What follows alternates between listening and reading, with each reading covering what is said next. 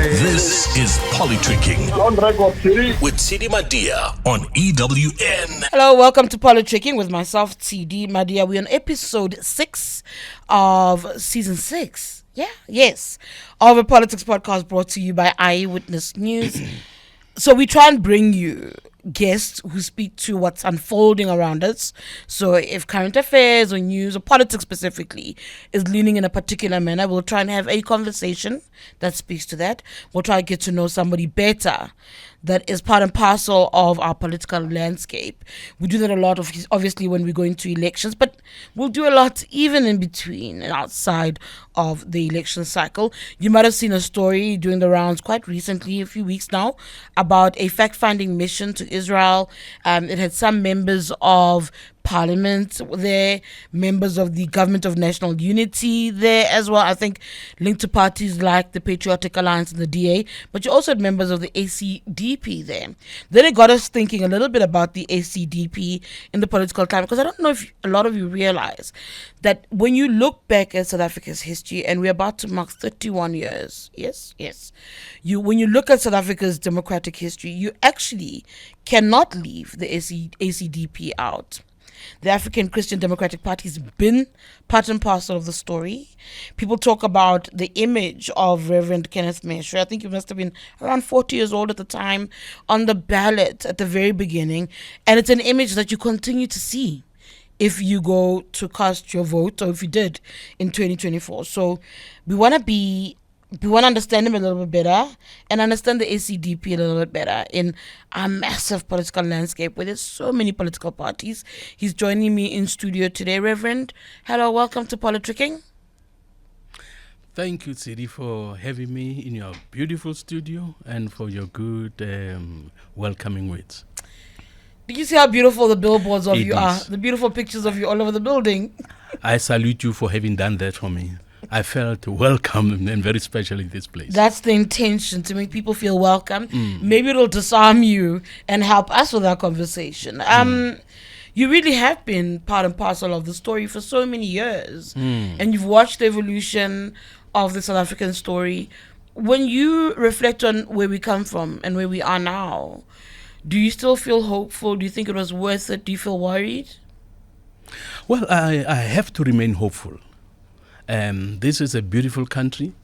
Regardless of the challenges we are facing on a daily basis, we cannot sink. We cannot go astray. I believe that South Africa is going to be one of the most prosperous and peaceful countries in the world. That's the reason why the ACDP is around. We have to believe in peace. We have to believe the best for our country. And I think prosperity and peace are going to be the hallmarks of South Africa. How do you see that happening with the current let me finish with the current challenges. I mean, there are many, to a point where people feel to a degree that they're insurmountable. I don't think anything is insurmountable.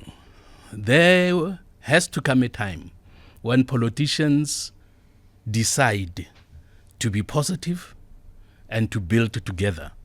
Because if all our politicians become positive and they want to build this nation to be a winning nation, it is possible.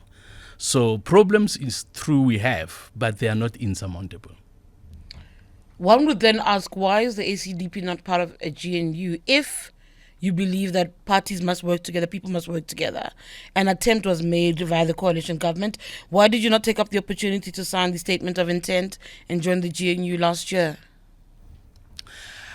The issue of policies hindered us and informed us that it would not be possible for us to work together as a well-oiled machine, because we could not avoid policy clashes. And obviously, when we see what happens between the DA and the ANC, we realize that the same would be happening, even maybe on a smaller level. But the same would be happening with the ACDP, because we believe our policies make sense and our policies can help direct our country where we want to go.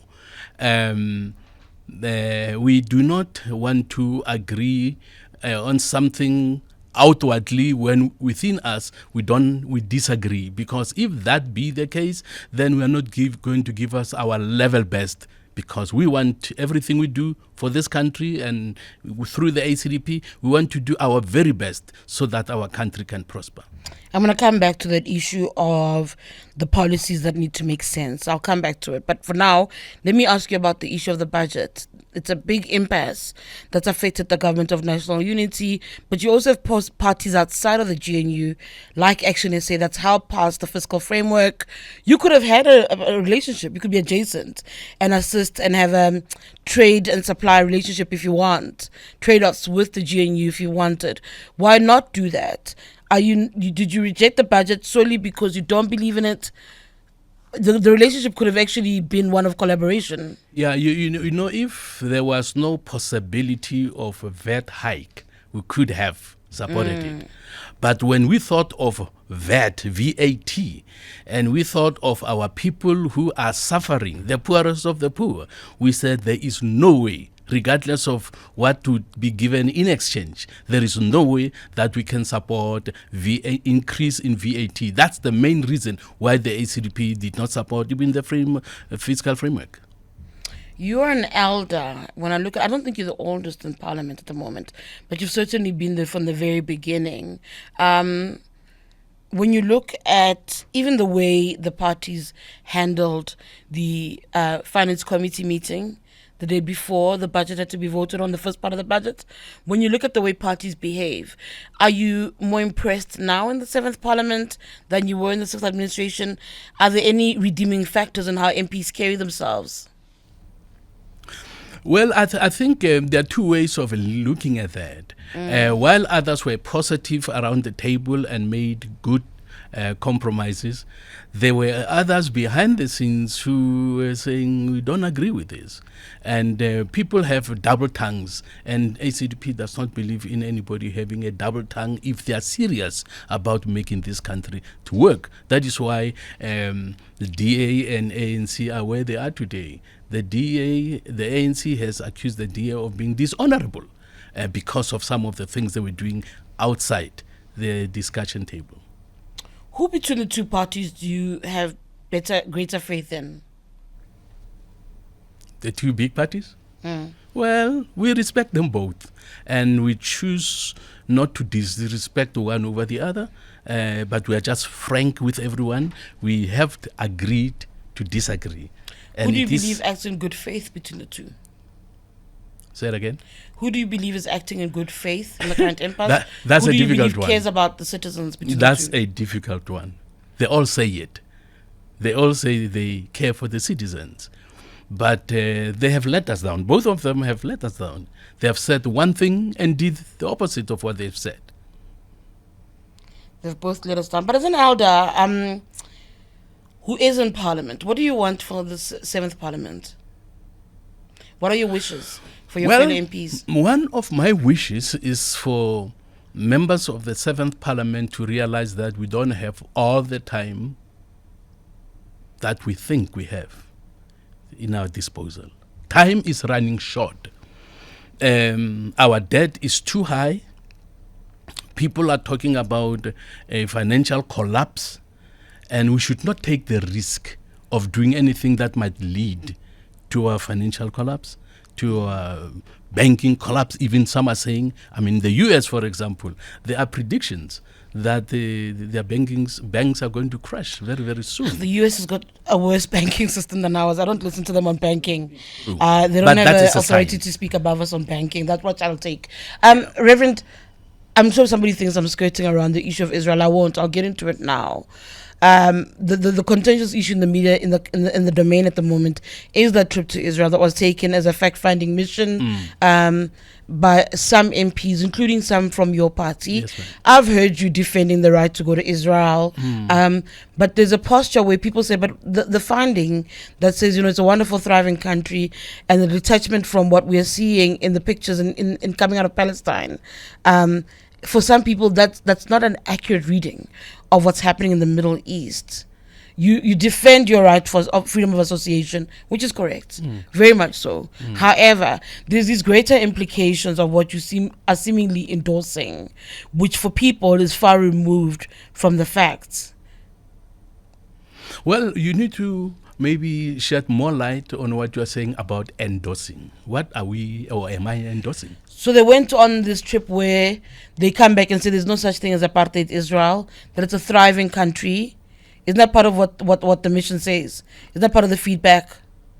It is and I'm correct. saying that that vision, especially the removal of the idea of apartheid from it, when we as a country, our government at least, has taken such a strong stance on what's happening in the Middle East, when our government compares what happens in the Middle East to what happened here, how do you explain that to people who say, but Reverend, it's similar to what happened here? If you got involved in politics in the face of what was going wrong in this country, surely you understand what is wrong in the Middle East. There are things that happened in this country that are not happening in the Middle East, particularly in Israel. And if I may give an example, the first visit I took to Israel, I was keen to see interactions between Jews and non-Jews. I requested our tour guide to take us to hospitals, or to a hospital and to a school, take me on a bus ride, a train ride, and take me to the beach. And obviously in South Africa, you go to the beach, there were those benches, non-whites only. Whites only, okay? You go to the beach, you see people of different colors swimming together. I nearly got a heart attack when I saw that. And went to a hospital, children's hospital, because they are famous. That hospital is very famous, to see Muslim mothers with their babies and to see Arab doctors there.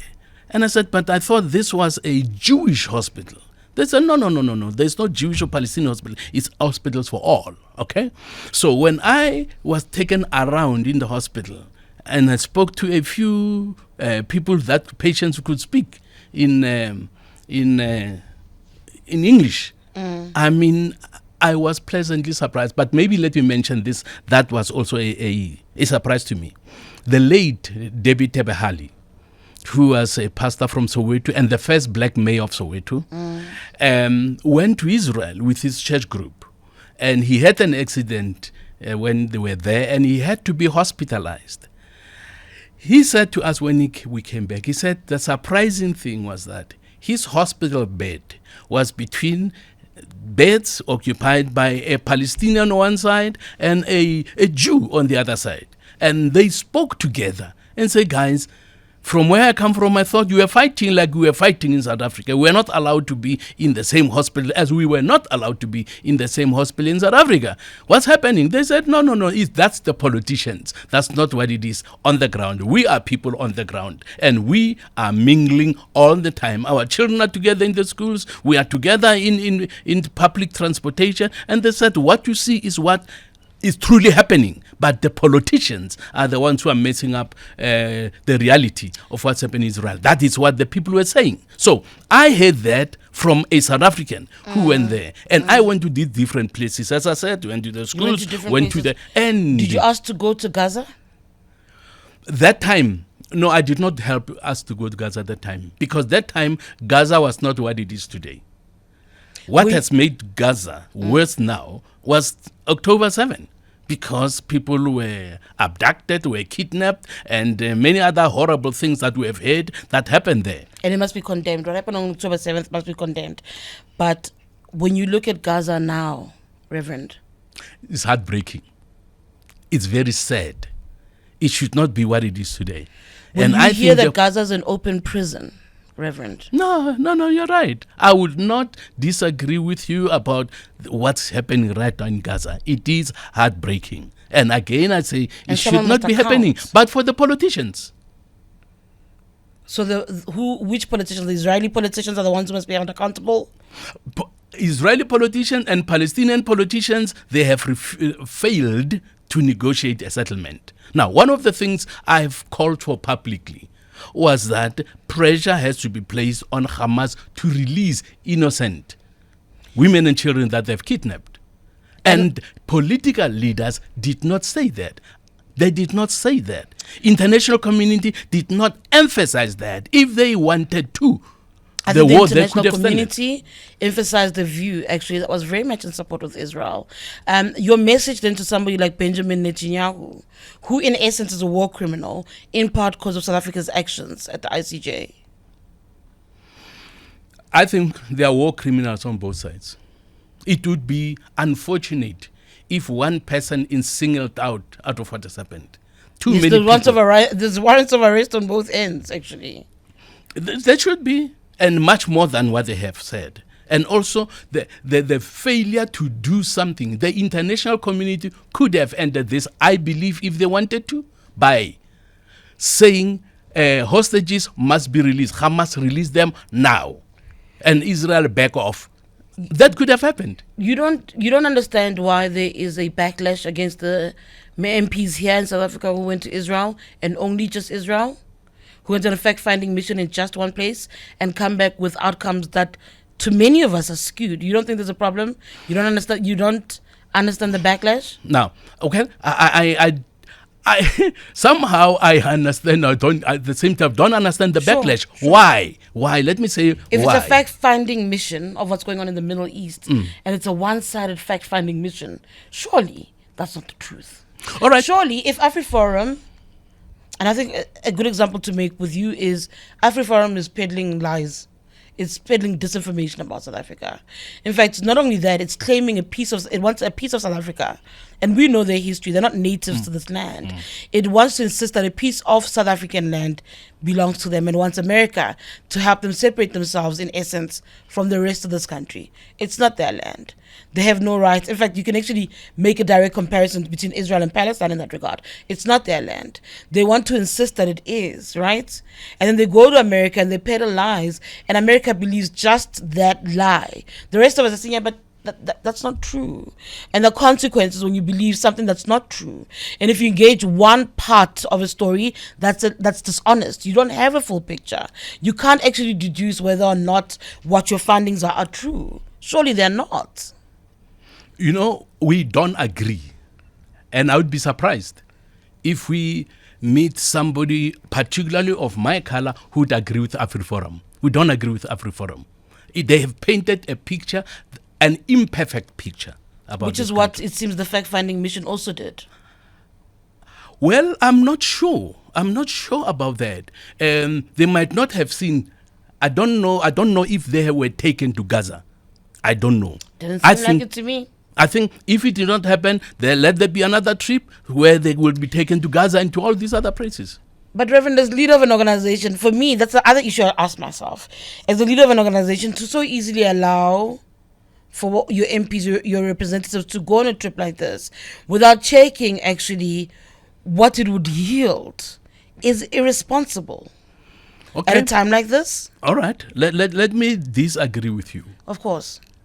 When you see and hear people in the country, politicians in the country, support calls for removing Israel from the face of the earth, annihilating Israel, obviously, I cannot agree with that, because every individual has the right to live. Every nation has the right to exist. So if you have people who are talking about eradicating a nation, I mean, I would never agree with that. And you have documents that also emphasize the call for eradicating them because they don't want them there. I can never agree with that. Now, when you have a constitution such as we have in South Africa that promotes freedom of conscience, freedom of movement, freedom of association, how can I say no to a member of the ACDP who says, my faith was started in Jerusalem. My faith is embedded in the Middle East. So if I want to go, I have said to ACDP members, anybody who wants to go, church members, anybody who wants to go, that is the birthplace of your faith. You have the right to visit that place. I didn't say it's unlawful. I said it's irresponsible based on everything else that we are seeing. That's Okay. my question to you. Okay. As a leader, right? The buck stops with you. It is irresponsible on your part, from my perspective, for you to say, yes, go, without knowing much about the organization taking them there, to knowing what the organization is seeking to do with that trip, without knowing whether or not it will be balanced in what it brings to the fore. Those are things that in this current climate, you have a responsibility on your shoulders to manage and to be mindful of and to make decisions with that consideration, those considerations. You know, if it was kids who were taken there, I would do what you are saying. But if you have lawyers, a mature lawyer who has been involved with putting the constitution together, a person that can think, a person who knows the law, I don't think it is my responsibility to see who they will be meeting, who they will not be meeting, because they know the policies of the ACDP, that whatever we do has to enhance what we believe and also what our goals are for the country of South Africa. So you trust that they will act responsibly, they're adults pretty much. I trust that my friends there. And I accept it. I accept that particular position. We spoke a little bit about America. Your sense of what's going on and what South Africa needs to do. You and I think, are definitely on one page that what AfriForum is doing is disinformation. Sure. There we can agree. But what does South Africa need to do? Because it is an onslaught against this country. I think from my standing, the Americans feel they've been undermined, disrespected, whatever they put on the table about their relations with South Africa. What is the way to mend relations from your perspective? Well, firstly, South Africa delayed. They are late. What they are now wanting to do with Jonas should have been done from the beginning. It's like they were caught napping. They did not know what to do until somebody whispered in their ears. But I think if the first week when this thing happened, maybe the second week, they should have said, let's send a delegation to go and put the story correctly, because what these guys have been told is not true. But they have wasted the time to move and to jump in. What Jonas will do, I trust him. He's a good man. Okay, he's a brilliant economist, so he'll do a good job. It's the right thing to do, but I think it's a good thing too late. Is there a way to reset the relationship with the U.S.? Yeah. I think Jonas is going to set the tone. Let him set the tone. When to fight fire with fire does not produce desired results. And unfortunately, in the beginning, if you listen to the language that was used by our people, it was terrible. They were fighting. Okay? Now they are cooling down because they realize they cannot win the fight. So we antagonize the Americans. That's correct. We have antagonized the Americans. Let's speak a little bit about the ACDP. I mean, it's been around really for long. You've been, as I said, on the ballot for all 31 years now of our democracy. The role of the ACDP, the future of the ACDP in your eyes, does it still have relevance in South African society going forward? What do you see it doing beyond where it is now?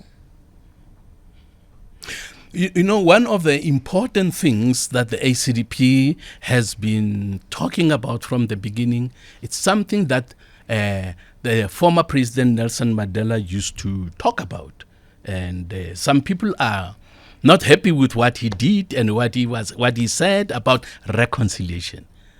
South Africa has such a bad future that we would have been, and we lost an opportunity to be a model nation in the world. That where there is conflict, where there is fighting, from people with totally different backgrounds, it would be possible to build one nation. Dr. Mandela had the vision for that. Bishop Tutu also had a vision for that. When he spoke about a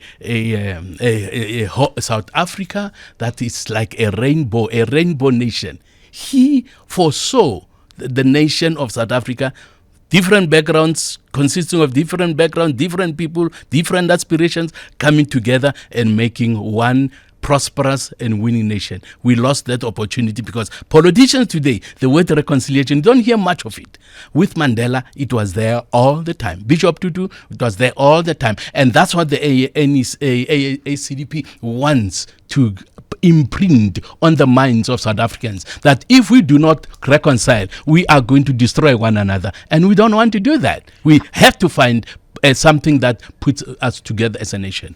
How do you make that message impactful when you yourselves as an organization are so inconsequential in Parliament? I mean, how many seats do you have? Is it now we're at 3? Yeah, I remember it's 2 or 3. You are ultimately inconsequential. You're not in the GNU, so you can't punch above your weight through the coalition. You are literally just 3 people in there.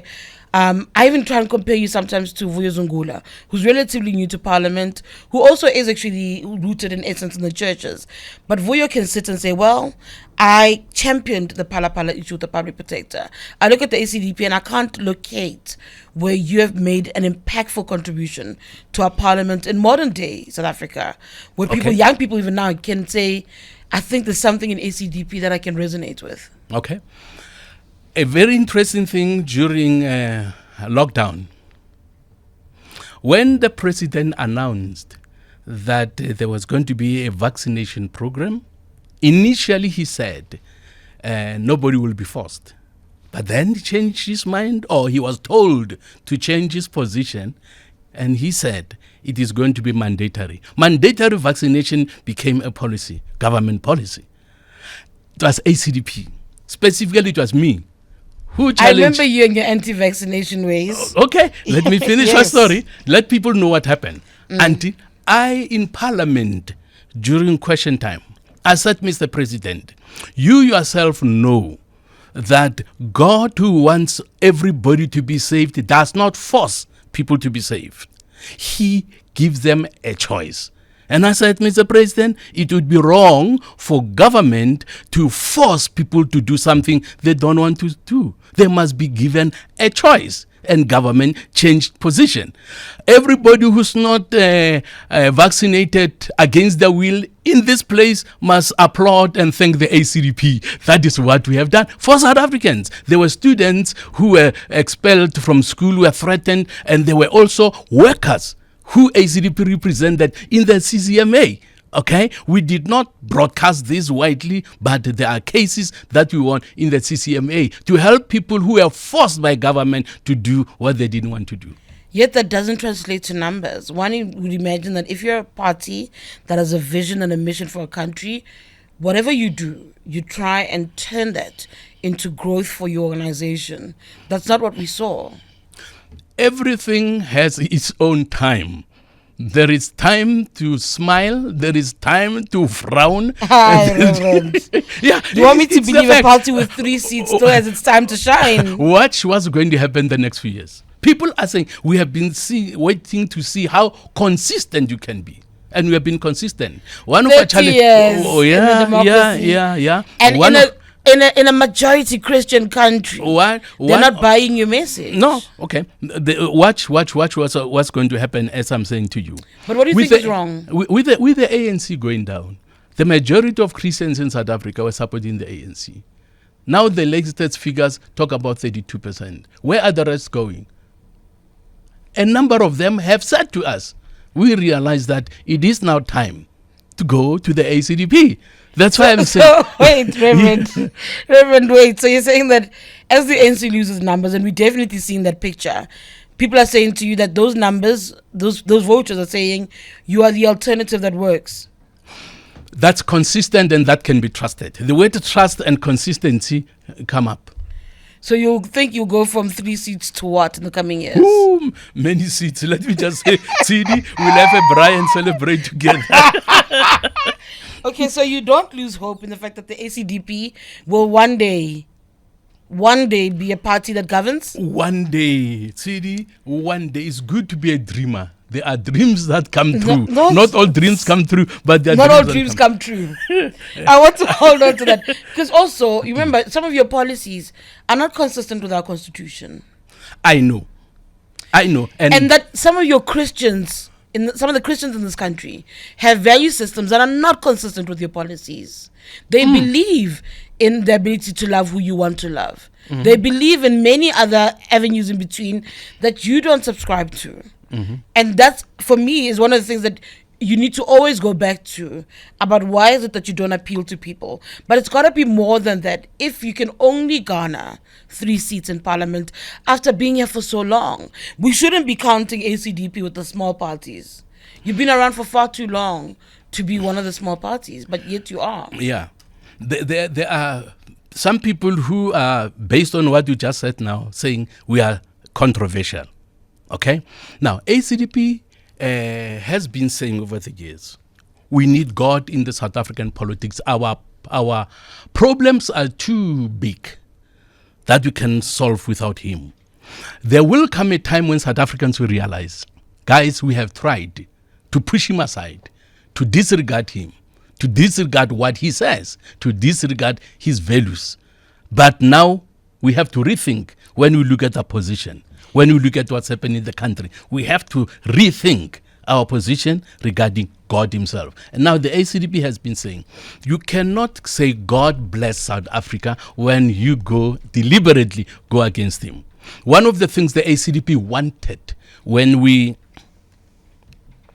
the Constitution was put together was that the Constitution, we wanted it to include the words that everybody has the right to live from the moment of conception, because the ACDP acknowledges and accepts the fact that what is in the womb of a person is a human being, is a person, and not a thing.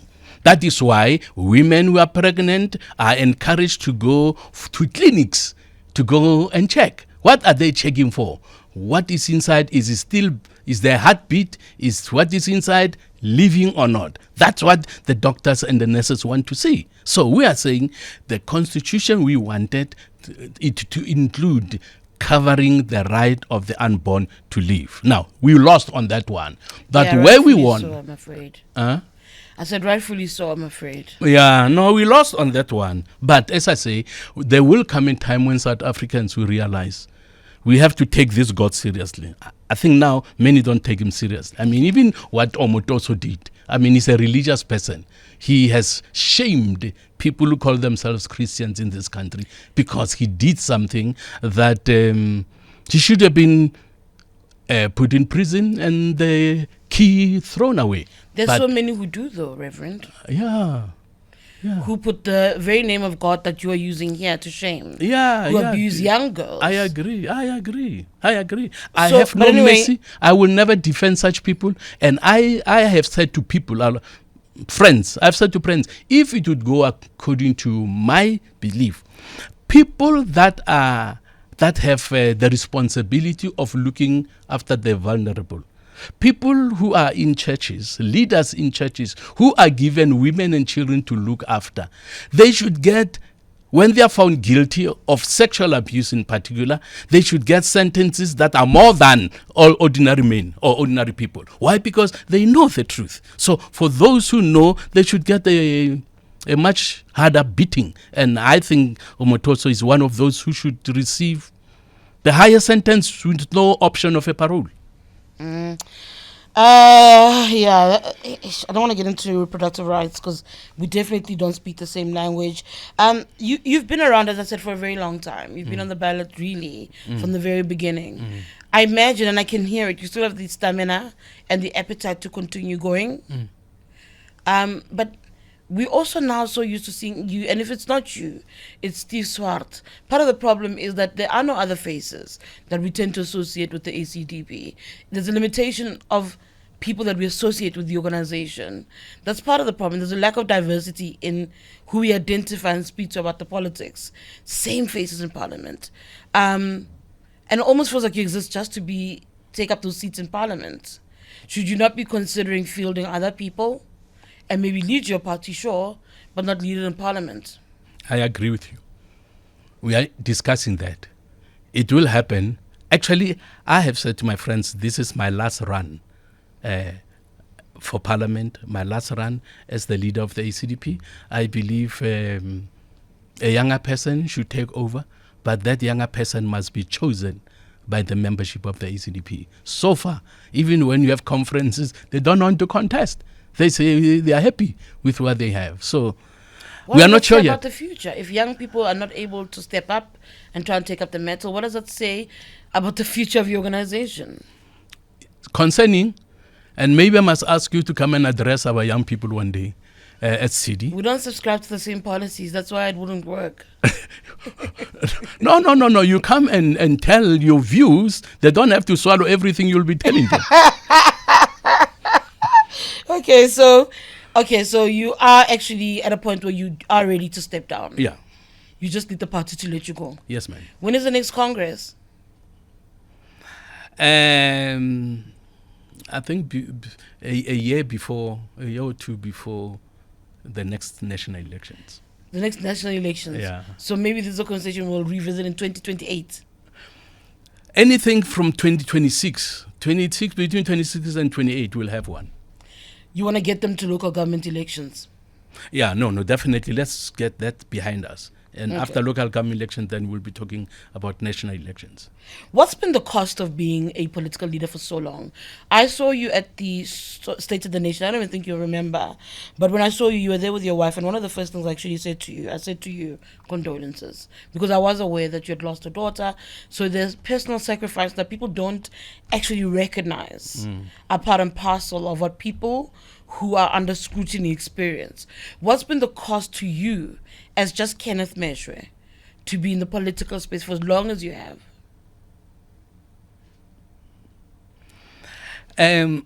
My family has said they miss me a lot. I have a very closely knit family. My wife has said that many times, and when towards the end of her life, when she was not well, it was a pain, kind of a pain that I did not want to talk to her about it. Okay, but there was a pain that if there was a way, I would prefer to be home and stay with her. And when she is in bed, rather than saying goodbye on a Monday morning or Monday evening or Tuesday morning when I go to Parliament saying, I will see you on Friday, that I'll just stay with her. I felt she needed me the most when she was not well, when she was vulnerable, but I could not be there for her because of some parliamentary responsibilities. And the price that we are talking about is the pain that remains with you when you know you cannot give your loved one the attention they need. And what do you continue to take pride in from so many years of sacrifice? That in spite of what I went through and the feelings that she also had, she was understanding. And she said, you can go, I'll be fine. Please go and fulfill your responsibilities, I'll be fine. So to have that kind of support has been fulfilling to me. I am wrapping up. You've also experienced all the presidents that we've had. Who's your favorite? Oh, without question, Dade Mandela. Tata. Okay, let's rule him out. Let's take him out of the equation. I feel like it's hard to put Mandela in the mix. My bad. Let's take him out of the equation. You had former President Jacob Zuma, Thabo Mbeki, Jacob Zuma, Kgalema Motlanthe, and even now the incumbent. Your thoughts on them? Well, no, I think Thabo Mbeki, for me, was the best because his economic policies worked for the country. He was a man who was never associated with corruption. He was a hard worker, even though sometimes I thought 3-4 hours he had over the night, every night I'm told, that was not enough. I could not survive with that, I must confess. I would never survive with that. But President Mbeki was a good leader, was a good example. That's why even the African continent respects him until today more than any other. And your thoughts on our current president, Cyril Ramaphosa? He's an intelligent man, no question. Intelligence, he's an intelligent man, but he doesn't have a strong enough backbone. He can't stand for his convictions. I think economic forums, people like